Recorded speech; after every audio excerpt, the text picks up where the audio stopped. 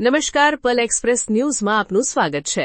સુરત શહેરમાં કાળઝાળ ગરમી યથાવત, હીટવેવની આગાહી વચ્ચે પ્રાણીઓ માટે કરાઈ વિશેષ વ્યવસ્થા. સરથાણા પ્રાણી સંગ્રહાલયમાં પ્રાણીઓ માટે કરાઈ ખાસ વ્યવસ્થા. કાળઝાળ ગરમીમાં પ્રાણીઓને ગરમીથી બચાવવા ફુવારા અને કુલર મુકાયા છે. શહેર કરતાં 2 ડિગ્રી ઝૂમાં ગરમી ઓછી છે. લોકો પ્રાણી સંગ્રહાલય જોવા આવતા પ્રાણીઓ હેરાન ન થાય તેની ખાસ વ્યવસ્થા કરવામાં આવી છે. ઠંડા પાણીમાં નહાવા મળી શકે તે માટે સતત વોટર ટબ પણ ભરી રાખવામાં આવે છે.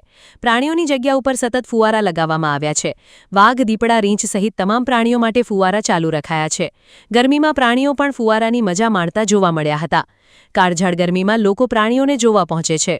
મેમ, કઈ રીતની ગરમીને લઈને વ્યવસ્થા કરી છે કે લોકો મોટા પ્રમાણમાં આવી રહ્યા છે?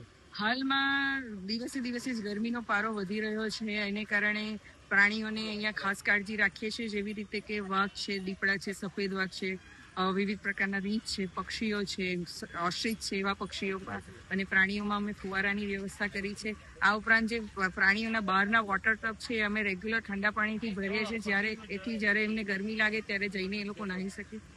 આ ઉપરાંત અમે એ લોકોને ફૂડમાં જે આપીએ છીએ વેજીટેબલ્સ અને ફ્રૂટ્સ, એમાં જ્યુસી ફ્રૂટ્સનો વધારે ઉપયોગ કરીએ છીએ, જેથી કરીને શરીરની અંદર પાણી જળવાઈ રહે. અને પાણીની અંદર, પીવાના પાણીની અંદર દરેક એનિમલની અંદર અમે ઇલેક્ટ્રોલ પાવડર આપતા હોય છે.